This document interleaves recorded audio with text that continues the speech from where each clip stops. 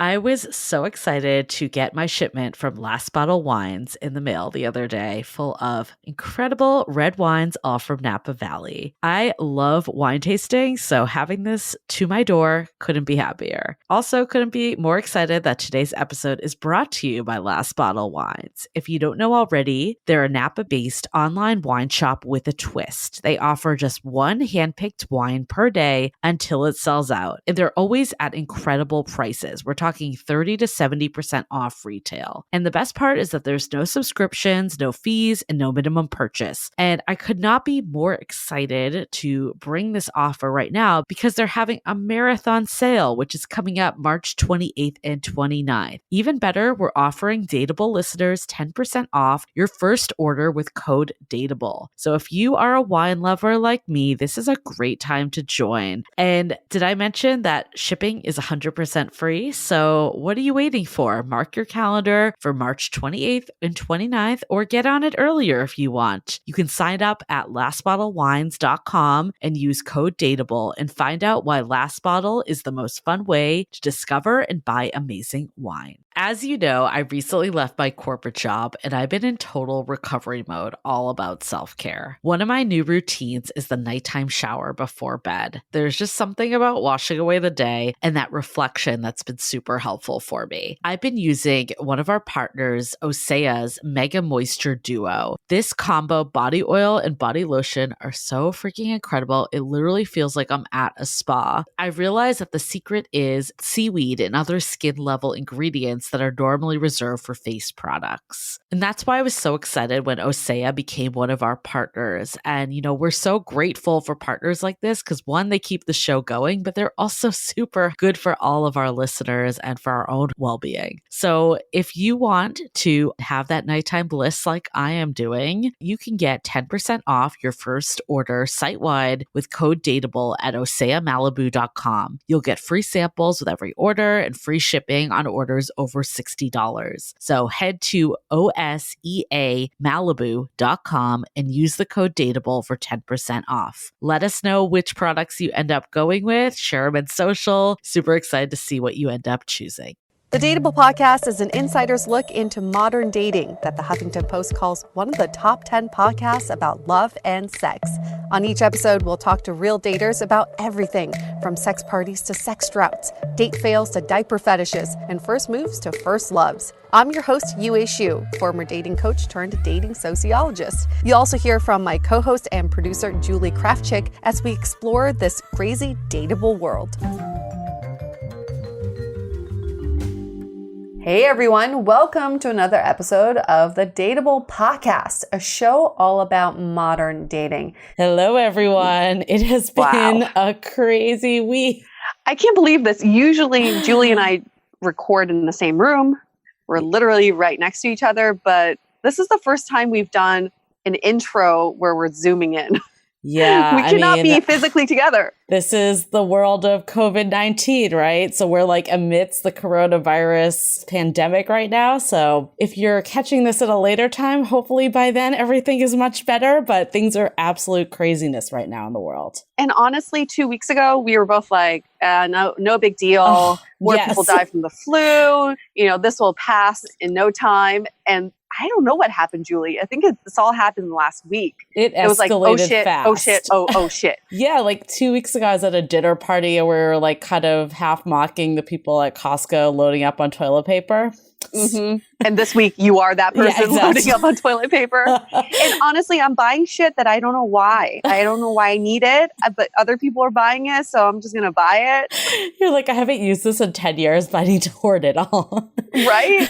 And there is no supply chain issue. So many people have told me that. I mean, things are going to get restocked. But for some reason, this panic and fear is driving us to a whole new level of humanity. I know. It is really crazy. Like, this whole thing has been nuts. I think, like, it was like a week ago that we were getting questions from people like, can I still be dating during this time? And we kind of actually even put up a poll, like, there's two types of people out here right now. Like, that give zero fucks and the ones that are like super careful. But Julie, you also went on a date. You braved your life to go on a date this weekend. Well, I was going to say that now. I think if we reran the poll, it'd probably be like 100%. as the super cautious people. Because I think even, like a week ago, I'm like, you know what? I think it's going to be okay to go on a date. Like it just doesn't have to get crazy or whatever. And I wasn't sure if I should go. I kind of had that mixed feeling. And we ended up doing a 3-hour phone call, actually.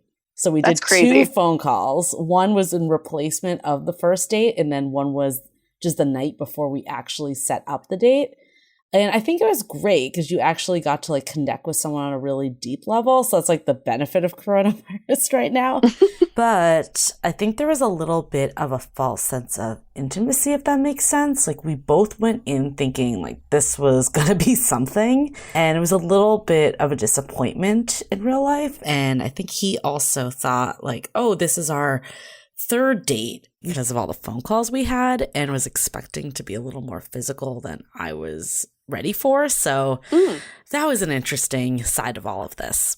What was interesting about your experience with this date was you guys had a 3-hour phone conversation. Yeah. Who does that nowadays? 4 hours. Yeah. I think it was like 3 hours one night and like an hour another night, which is crazy. Nobody does that anymore. And that was like over the phone. It wasn't over FaceTime or, something else, but it was like old-fashioned phone call. Yeah, which was actually really nice. I think there were maybe 2 things I would have done differently is maybe I would have actually introduced, now, especially at SF, because we're all at shelter at home, like we're the first city right now to have this mandate that we can't leave for non-essential. So we're on almost lockdown. So I guess at this point, you kind of have to do the Zoom date, right? But I think I would have probably introduced that instead of one of the phone calls, maybe done video, because at least you get more of a feel of someone's whole demeanor. But there was something very intimate about having phone calls. The only thing was I just feel like we kind of talked about everything. So when we actually met up, there wasn't as much to talk about. Yeah. And also, people have time nowadays. I think before coronavirus, people would not carve out 3 hours of their day to talk on the phone. But now people have all the time in the world. So maybe that false sense of intimacy kind of comes from this all of a sudden free up of time as well. Yes. And I even actually like debated in my mind being like, is it safer to just invite this guy to my house versus like meet out, which I would never do, right? Without this virus. Like you would never do that. I remember you asking me that question and I was like, no. And I'm really glad don't. I didn't. Like there was actually no one really where I was anyways. So the odds of contacting it was probably really low. It was probably more of an odds from him. So yeah. I think it's great that it's letting us slow down a little with our love lives, but I think we also need to make sure we're not like jumping the gun to try to find someone to kind of shack up with during this time. But Julie, this is kind of similar to some of the people's experiences on Love is Blind on that Netflix show, because they have all the time in the world. So they can only talk to each other when they're in the pods. And it does create a false sense of intimacy because you feel like you're spending so much time getting to know the other person. It's kind of like similar to what we've talked about before with marathon dates. Oh, yeah. People who go on 8-hour dates and they feel like, oh, they really connected when it's just 2 people had too much time on their hands. Did you see the meme that was like Netflix Love is Blind was basically setting us up for COVID-19? And it's actually really fascinating because ironically, UA and I started this Love is Blind experiment because we wanted to replicate the show. It wasn't before coronavirus started, but it was before it became like it is now in the US, right?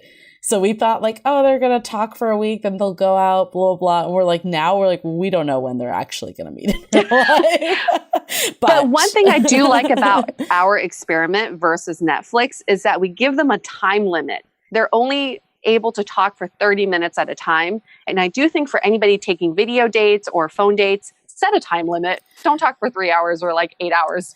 It's kind of like the same things that you would do normally. I think we can't go stir crazy because we're inside all the time. Like I feel like some of the things that we typically do, we might just throw out the window. Like I was saying earlier, inviting someone to my home on the first date. Would never do that before, right? No.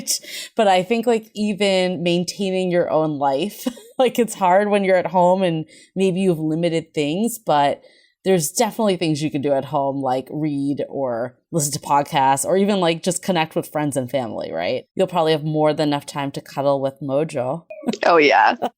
There was a meme that said dogs are really enjoying coronavirus because all the humans who are staying home. I mean, the memes have been on point right now. Like, I think if you want to make sure you're catching them all, like definitely also go to our Instagram because we're making sure that we're on top of them. There are so many. The one yesterday was so epic. That was like, I think I'm ready to start dating again. And it's like, universe, are you? Yeah. It's like, I'm going to introduce a virus where you can't touch anyone. Yeah. Well played, universe. Well played. And for people who are in relationships or in the beginning of relationships, what I'm experiencing is it's this reality that I'm going to have to spend a lot of time with my boyfriend now. It's the ultimate test of a relationship because we're choosing to spend the next 3 weeks together. And we've never done that. We're going to see each other all the time. And there was a moment because I was actually in LA before this mandate happened. And I had a moment where I had two choices. I could either stay with my parents for the next 3 weeks where they would cook for me and take care of me or come back north and spend 3 weeks with my boyfriend. And I was really conflicted. I'm not going to lie. Like, could I handle jumping into this 3-week lockdown with someone? Well, I'm really glad for your own safety that you just drove back from LA and didn't get on a plane. So that made me really happy. Yes. And that was like major brownie points that he drove down to LA. That's huge. Yes, I agree. He went down to LA to save me. And now we're back in San Francisco, locked out. But unexpected things can happen in the world. And for all of you daters out there, we really encourage you to join this hashtag flatten the curve, right? Like, I know you want to meet each other in real life, but just stay at home, please. I mean, I admit I had this feeling like, oh my God, like, it's some people already feel like a time pressure, right? It's like, oh my God, when am I actually even able to go out and meet people again? But the reality is your love life could wait. It's 3 weeks right now for sure. And even if it was, God forbid, like longer, it's the least of our problems at this moment. Yeah. Or get creative in your dating. You can break that cycle of going out for a drink and talking nonsense. Maybe this is your chance to get really deep over FaceTime or over the phone. So get creative with your love life. It doesn't have to go on pause. It just has to be, you just have to like pivot. Or you could take a walk and just stay 6 feet apart. So like people don't even know you're together. Yeah. And don't let the authorities see you. Just like scream over. Yeah. Because in San Francisco, it is a misdemeanor if they catch you. And going on a walk date is non-essential. I'm pretty sure they classify as non-essential. But you're allowed to go out right now and take a walk. So you technically you can go take out. A walk. You just can't congregate. And you can't, like with someone who doesn't live in the same household as you, you can't stand less than 6 feet apart. Right. So you can just take a very distanced first date. Hey, it's gonna bring back courtship. I agree 100%. Courtship in hazmat suits. And vibrator sales are probably like through the roof. I'm sure. Yes. Yeah. One of the things we're trying to put together is like a dateable survival guide for this. So we'll let you guys know once that's done, but we have some ideas of how to kind of stay sane in some of these times. And we want to know, how are you coping with this unexpected, difficult times in our lives that we've never experienced in our lifetime? This is sort of a surprise for all of us. How are you coping? How are you adapting? What are some like new behaviors and habits that you've adapted? We love to hear all about it. And how are you carrying along with your love life? Just reach out to us. We want to hear, we want to share everyone's stories. And if you could do us a huge favor, also give us a review in the App Store, in the Play Store. Yeah, you have time now. Now's your time to write a review. We want to hear what you think about us and for us to keep bringing you content. We really need those reviews, not going to lie. Yeah, I think it's one of those things I actually even felt like, should we be putting out an episode this week because of everything that's going on? But I think with people at home, people need any connection they can get right now.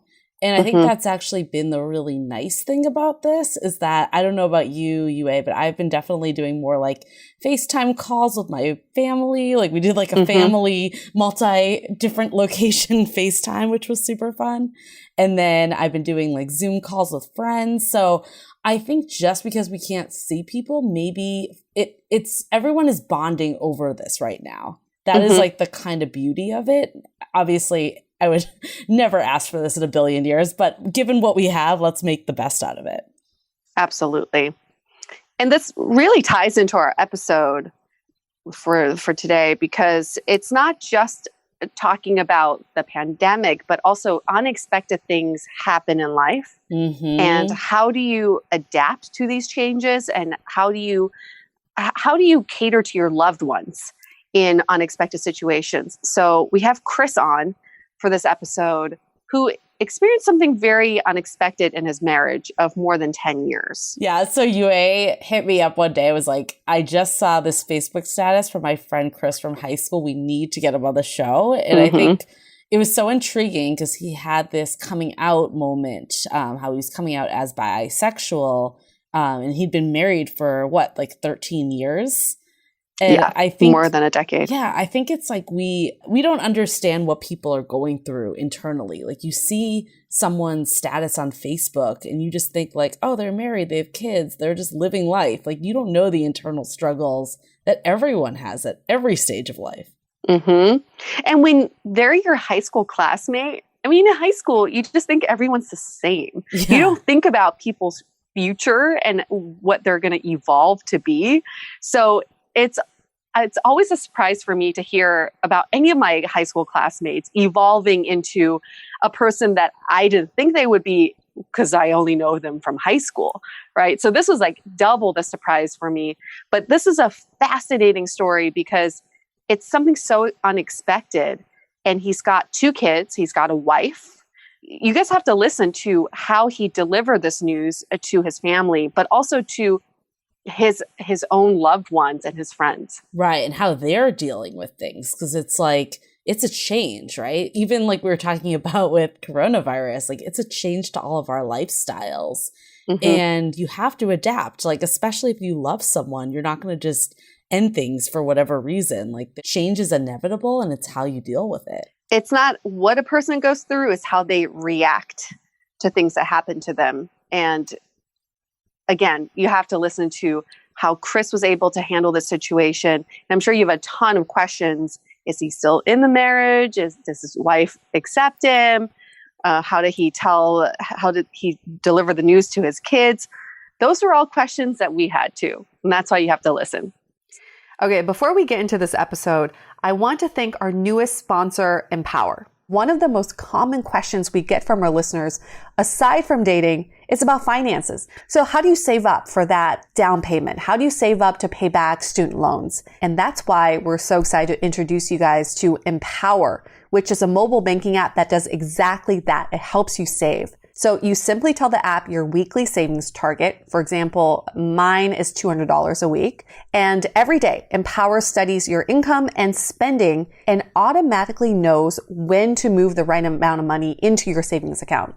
With Empower, every extra dollar you save goes towards that financial goal you have in mind. So don't delay. Go check out the Empower app. Download Empower, that's spelled EMPOWER, in the App Store or Play Store. I did, and over 650,000 other people have, so you know it's legit. And for listeners of this show, get $5 when you use the offer code DATEABLE and reach your savings goal. Just visit empower.me/DATEABLE for more details. All right, now it's time to hear from Chris.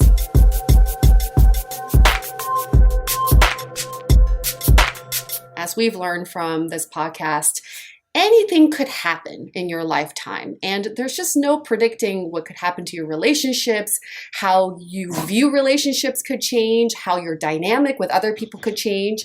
And our guest today exemplifies someone who has gone through a major change, but also has made it work for the life that he had created before. So we have Chris on the line right now. Hi, Chris. How are you?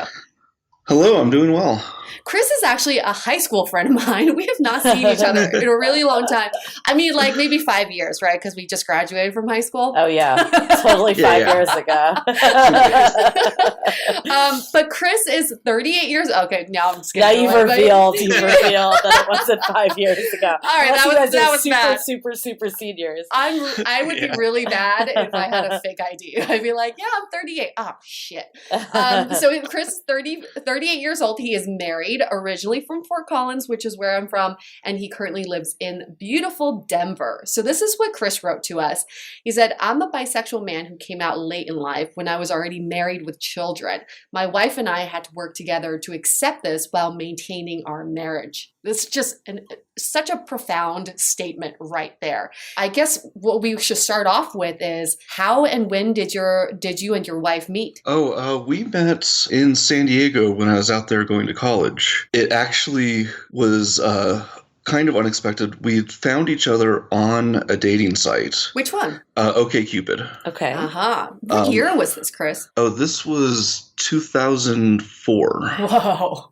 I didn't even know OkCupid existed in 2004. Yeah. I think it was pretty new at the time. But I had sent her an initial message and hadn't heard back from her. But we both happened to be getting together with mutual friends that we didn't even know we had. And so we're both like looking at each other in this fan group conversation, like, she kind of looks familiar. And finally, like, her best friend, who she had like shown my profile and saying like, hey, this guy messaged me, what do you think? Caught on and I think clued her in, or we managed to piece it together by the end of the night and had our first date a few nights later. Gotcha. So what was your dating, I mean, obviously college is pretty early. Yeah. Like what was your dating situation prior? Like what other experience did you have? I was actually coming off of my first marriage, which hadn't lasted very long. And so there was some worry about this being kind of a rebound thing because I hadn't had much experience kind of dating in general. It had been a series of kind of long-term relationships. Wait, so you got married after high school? My first wife and I, we hadn't been married very long, less than a year. It was one of those things that we should have realized it was a mistake before the wedding, but just chalked it up to stress about the getting ready for the wedding and then realized, oh no, there were fundamental problems. Oops, we're married. So I guess, yeah. So just like timeline, how old were you when you and your wife met? I was 24. Wow. Okay. So then you were married at like 22, like right out of college? We got married to my first wife, 23. I had kind of a protracted college career. I had started going to school in Denver, stopped, moved to San Diego, started going to school there. So got it. Before the first wife, what was your dating experience like? Were you only dating women? Yes. So how and when did you come out and realize that you're bisexual? Really just a couple years ago. It is one of those things that in hindsight, a lot of stuff seems obvious, but I never really considered it that much because I know I'm attracted to women. So as straight was just kind of seemed like the default. But it was a couple years ago. So when I was 35, I started noticing that I would like see attractive men and, have a response that I wasn't expecting. And so it was just kind of like. So Chris, more clarification for myself is that at 35, you fully embrace your bisexuality. But you said before that you had seen signs of it. What were some of those signs? Just kind of like an appreciation of attractive men that I just thought everyone thought that way. I didn't have the aversion to, I guess, scantily clad men or homosexual content that some of my other straight friends did. I've always kind of felt, I don't know, I guess like an affinity or a kinship for the LGBT community, but it was something that, I wrote off as at best allyship. Never really thought it applied to me. So when you realized that you are bisexual, how did you deal with it internally? Internally, it took a lot of wrestling because it was something that I had never considered before. And I had to think about, is this actually the case? What does it mean if it is? I had a lot of fear about what it meant for my marriage, because that's, not what either of us were considering when we got married. You've been married for, at this point, 10 years. And how many children? 2. And at this point, too, you hadn't had any experiences with men. No. So basically, your first wife, then your current wife, those were your experiences? Yeah. I dated a little bit before my first wife, but I'd never had any experiences with anyone other than women. Got it. So the reason why I reached out to you is because you had that coming out message on Facebook. And I was just like so taken aback by it, because it was so like, boom, I'm here, right? Guys, this is an announcement. And I was like, go Chris. But obviously leading up to this Facebook announcement, this press release of sorts, you had to come out in more private ways. So who was the first person you came out to? The first person I came out to was my wife. My wife, Meg. I had been internally wrestling with it for a few months and trying to figure out how to tell her, because I knew that she was the first person I needed to tell. She's my wife. She's the most important person in my life. Yep. She needs to know this about me. Do you remember what you actually said to her? Because I had been thinking about it and I still managed to botch it. That always happens. She had made some kind of joke around coming out day. And she made it just this offhand joke, nothing mean-spirited, nothing like that. But it caught me off guard, because I had this moment of, I can go along with her joke, but that seems like I'm directly lying to her. Or I can pull the trigger and come out now. And she noticed my reaction before I said anything and noticed something was bothering me. And I basically told her that there are men I find attractive. And from there, we had kind of a long conversation about what that meant, how long I'd been trying to figure this out. It was a couple days later before I even said the word bisexual about myself out loud. And did you express to her that you wanted to explore this beyond just finding men attractive? I didn't. My main concern when I came out was keeping the marriage how it was. And I thought that what would happen is I would tell her this, say, this is something new I've discovered about myself. Now you know, and our life would just go back to normal. So you came out to her with the intentions of staying in the marriage. You just wanted her to know this other layer of who you are. Yeah. So current day, have you acted on this? No. It is something we've talked about more in depth, but we have come to the conclusion that the best thing for our marriage is to remain monogamous. I am still bisexual, and I acknowledge these attractions that I have, but just when I find other women attractive, I don't act on it. And do you feel repressed at all, or are you okay with this? That's a tricky question. It has taken some time and some therapy, but I've gotten to a place of peace with it, I think. It bothered me for a while, mostly that I hadn't figured this out earlier in life, when I could have explored it without, damaging my marriage or anything like that, or fundamentally changing my marriage. But right now, those regrets and desires I have are less important to me than the relationship I have with my wife and the life and family we've built together. And when you first came out to Meg, what was her reaction?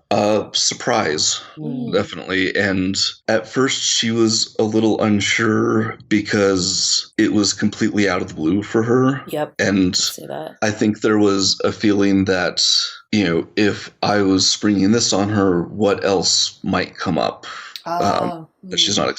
It was one of those things that if I had known earlier, I would have told her earlier. I just hadn't processed this for myself yet. Right. What about your children? Do they know? They do, yeah. And what's their reaction? Their reaction was less surprised. They kind of took it in stride, I think. How old are your children, Chris? Right now they are 10 and 7. So how do you come out to children? What did you say to them?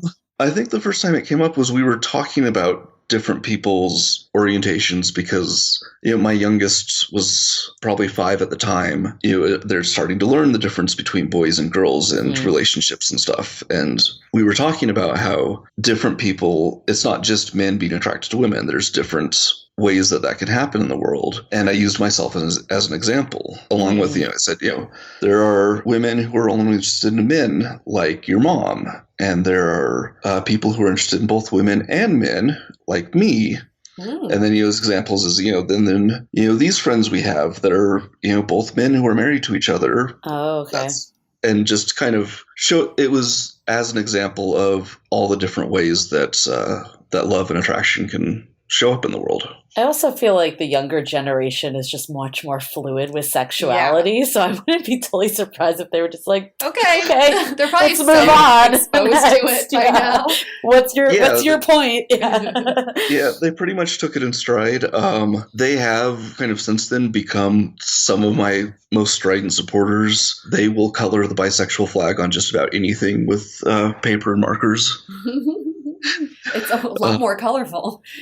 Yeah, and the other thing is they both skate junior roller derby, and their team marches in the local pride parade every year. So I've gone and done that with them. So how did your friends and family react? Because I guess just hearing this from the Facebook post that Yue mentioned, I would have assumed you were exploring. Like, did they make those assumptions?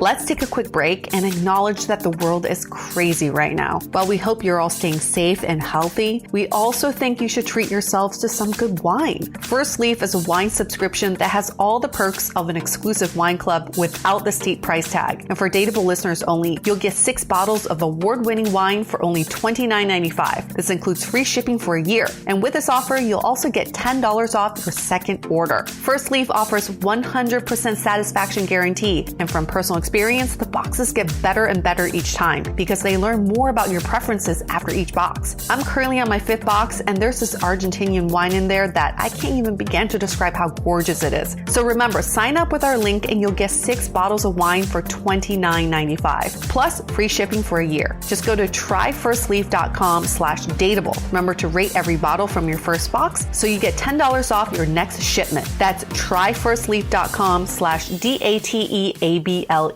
Now back to the show. So how did your friends and family react? Because I guess just hearing this from the Facebook post that Yue mentioned, I would have assumed you were exploring. Like, did they make those assumptions? A couple people have. Most people have asked if that's something I'm doing. I noticed I would get more assumptions from people who didn't know me as well. That they hear, a bisexual married person, they must have an open marriage of some sort. Yeah. But no, friends and family, I think just if they have any assumptions, it hasn't come up. It really is. I think they just know it as us as being, Chris and Meg, we're married, and that's the extent of it. Has there been any challenges with coming out to your family? There haven't, other than my own nervousness. It took me a while after coming out to Meg to get up the courage and tell them, because it's one of those things that I needed to figure out how to come out, because it's not like anything major is changing. Right. It's just, here's this information that I want you to have. So I guess in your opinion, since nothing major is changing, what does coming out mean to you? It means being more honest with myself about who I am. It has opened up some possibilities, that I'm not exploring this, romantically or physically with anyone, but I'm trying to get a little more involved in the local LGBTQ community. And it's had me re-examining other assumptions I've made about my life. One of the more notable ones is that I keep my nails painted now. Had these assumptions of, I'm a masculine straight guy, and that's just not done. And what compelled you to be so vocal on social media in public? Part of it was, that it was coming out day, and I want people to know that part of me as a being true to myself aspect, and so that, if I run into friends at a pride event or something, they're not surprised at what I'm doing there.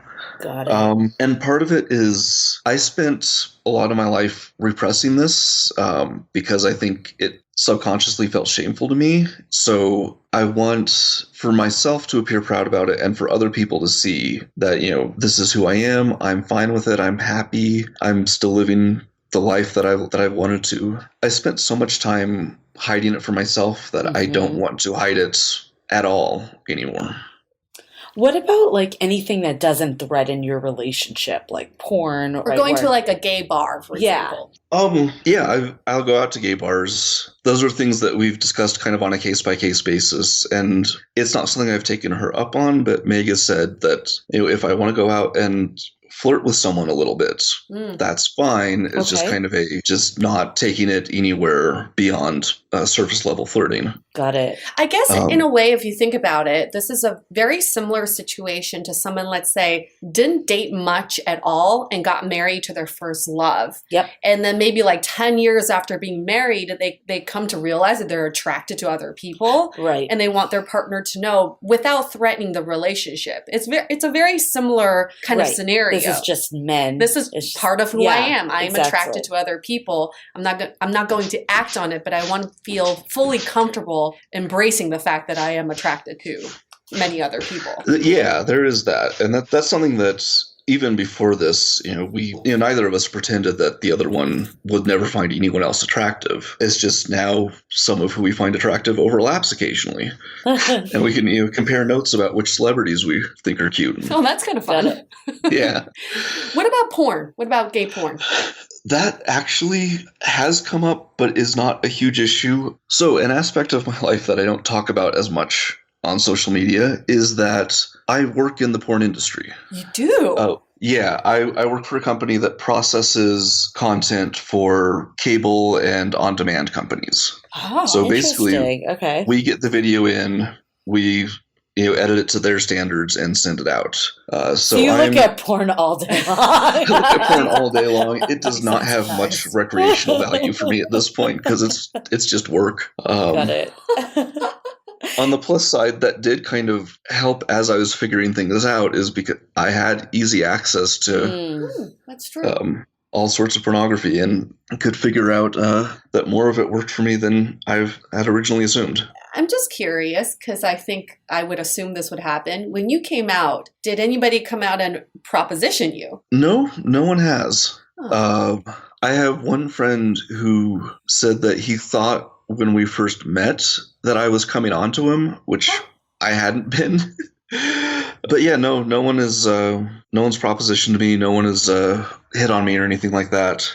And have you started to kind of refine your taste in men? Have you identified like a certain look that you're very attracted to? I don't know if I've narrowed it down to a look. I know what I like and on a case-by-case basis, but I wouldn't be able to identify a type. So has there been any changes to your relationship? Not really. There have been some challenges. It took us a little bit of time to settle into accepting this new aspect of who I am. And I think I'm trying to figure out how to phrase this. There was, like I said, Meg had the initial concern of, if I'm just finding this out now, what else is there left to find out? Right. And for my own part, I kind of needed to narrow down what I could do, to express this and to fulfill this side of me that wasn't going to threaten or hurt her or our marriage. And how did she feel about like you socially putting this on social media and like publicly coming out? She was a little cautious about it at first. I had said something, just like a quick one-line post earlier on Facebook before the long one that I think got more attention on Coming Out Day last year. Mm-hmm.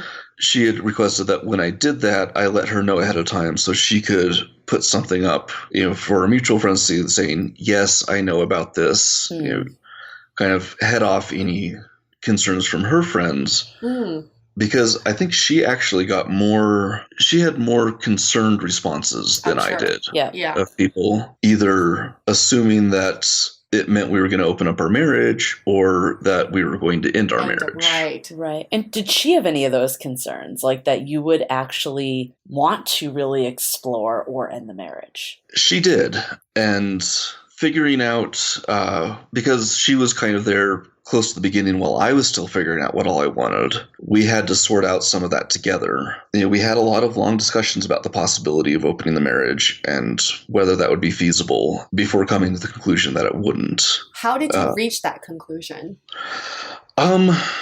a lot of talking about what it would look like if we did, and discussing it with a marriage counselor. And it came down to the fact that there was really no way to do it that both of us would be happy with, and that we could be sure wouldn't threaten the marriage. Let's hold that thought for a sec. We'll get right back to it. This episode is sponsored by Via. We all know there are things that can help set the mood in the bedroom, but did you know a little THC could also do that? Yes, Via has developed a unique blend of pleasure-enhancing cannabinoids, libido-strengthening herbs, and a low dose of THC all into one mind-blowing gummy called High Love. This gummy, wow, it will awaken your senses, increase blood flow, and intensify any sexual experience. I've been pleasantly surprised by the High Love gummies because it is just the right amount of THC for me to have a good time without feeling sleepy. And hey, if THC is not your thing, Via also offers a wide array of other gummies without it. And everything legally ships in 50 states with discreet packaging directly to your door. So if you're over 21, you can get 15% off and a free pack of award-winning Dreams THC plus CBN sleep gummies with our exclusive code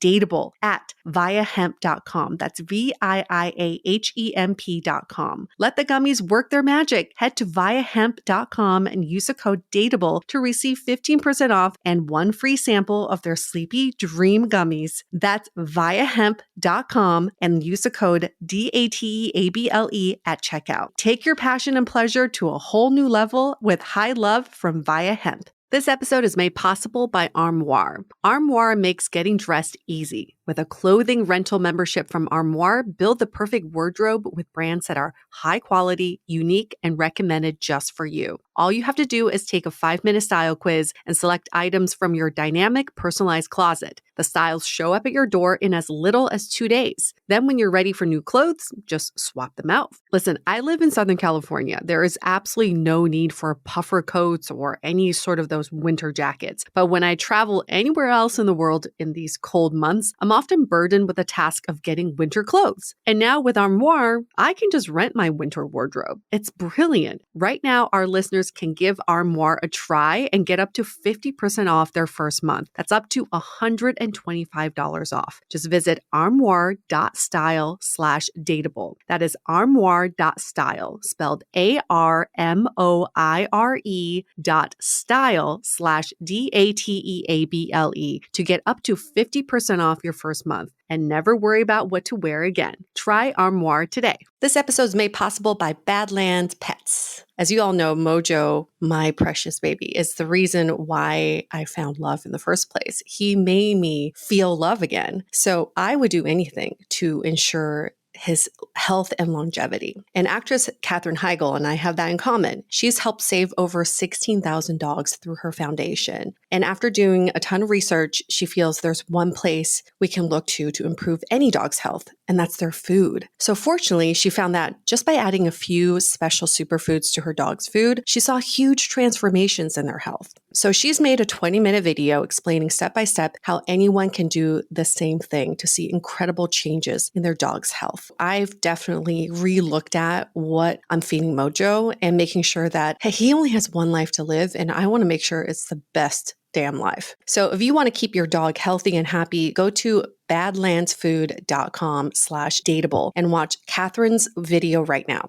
Again, that's badlandsfood.com/dateable. In terms of like your fulfillment with the current arrangement, like I guess what else, like besides opening it up, which doesn't sound like that's on the table, is there any other needs that you have to explore further your sexuality? Not really. Once we kind of settled into what our marriage was going to look like, she's been a lot more comfortable with me, going out to, gay bars or meetups or things like that, or volunteering with, the local community center and going to Pride and things like that. And that kind of fulfills that need for me. Okay. Do you see that changing at all? I know it's hard to put in the future. It is hard to say, but I'm not looking for that to change right now. I think my concentration is largely on Meg and on the kids, which, a 10 and a 7-year-old take up enough of my time as it is. So. Yeah, that's true. You're like, I don't have time to date all these other people. Yeah, I can just look at them. Girl Scout cookies next month. Yeah. I'll just look at them on the internet and call it a day. That's good enough. That makes sense. And then what advice would you have for someone else in a similar situation that basically is struggling with coming out with their sexuality when they may be married or more involved in like a heteronormative relationship? My advice would be to really look at what is going to be best on an individual basis. For me, that was coming out first to my wife and then to my friends and family and then to the community at large. But I know not everyone is in that situation. I would not advise someone to end a relationship that's perfectly happy and functional over that one thing, unless staying closeted is going to hurt more than losing the relationship. Does that make sense? It makes so much sense to me, because what fascinates me about your situation is that when people think about coming out, they think about like sacrificing or like some monumental change or like a major heartbreak of some sort and like backlash. But you're keeping your life the way it is. Yeah. You're just telling people, hey, I have another side of me that I just discovered and I'm fully embracing it, but it doesn't change my relationship. Yep. Nothing has changed except for I'm just even a more fuller person. I think what you're saying is profound to me, because I think, one, you two took the necessary steps to see a counselor, to talk through the options of maybe opening up the marriage, of what are some of the other options. And then two, mutually coming to this conclusion of, hey, you are number one to me and this relationship is priority. So I don't want to do anything to damage it. I just want to let you know this other side of me. Yeah. And that's what marriage is about. Totally. That's a great segue to some of our takeaways from this whole discussion. So yeah, thank you for sharing. I don't know, do you want to start off with any takeaways that you have? What I always think about is that your relationship will never stay the same. Relationships change throughout the years, throughout the decades. And for anybody who gets into a marriage thinking it's going to stay the way it is, I mean, just you're being ignorant, right? So I think it's great for two people to stay open-minded and know that we're constantly changing, constantly evolving. And if you truly love someone and you accept them for who they are, then you have to be open to the person they will become later. I think my biggest one is that just because you have this change of sexuality doesn't mean that you have to necessarily act on it. Mm-hmm. And I think like I did make that assumption that like your marriage did drastically change. Me too, yeah. From hearing that. And you're basically saying like, this is just another side of me. And I'm now embracing this community. I'm embracing who I really am. But I'm also just keeping things as they were. There's some changes and we're working through those, but for the most part, we're keeping our marriage monogamous. It's just the two of us and I'm not acting on the sexuality. Chris, for the community, you're saying that you find yourself more involved with the community now. Have you found other couples who are in a similar situation? That's actually been kind of one of the challenges, is I haven't found very many people in relationships like ours. The one exception is actually another friend of mine from growing up back in Fort Collins. She's bisexual in an outwardly appearing heteronormative relationship, married to a man. Other than that, most of the couples I meet aren't monogamous or in some way aren't that heteronormative. That just proves another takeaway is that we just can't judge other couples. Yeah. You just have no idea what's going on in a relationship. And outward appearance wise, I'm sure some people have seen your post and said, oh, there goes that marriage, right? Right. And little do they know that it's actually strengthened your relationship with your wife versus other couples who appear perfectly happy, who may be going through their own things. So we just can't judge other people for their own journeys. I think the other takeaway I have is that coming out in sexuality is much of a spectrum. And I think there could be a notion that you are fully embracing and hooking up with every man in sight. But then there's also the side of just I find men attractive and I'm willing to say that. And that to me is coming out. So I think people can come out along that spectrum and should be kind of open to wherever that takes them. Yeah. All right. Any other thoughts for us, Chris? Not really, no. I kind of covered the things that I set out to talk about, I think. What do you think are next steps for you and Meg? Do you think this is like a conversation that you'll revisit in a few years, or how does that work? Right now, what we're doing is just kind of taking what we know works and concentrating on that. This has definitely proved to us that relationships evolve over time, and we're not the same people who got married 10 years ago. We have another decade worth of experience and growth, and I think being more open to talking about where we are and what we want out of life and how we can help each other and the family as a whole get the most out of life and have our best relationship. Thank you so much, Chris, for sharing your story and for being open about your relationship, your marriage, and also your dynamic with your wife. I almost wish that we had her on the line too, because I just want to really say, like, what an impressive, wonderful woman to be so, so loving in this whole situation. Yep.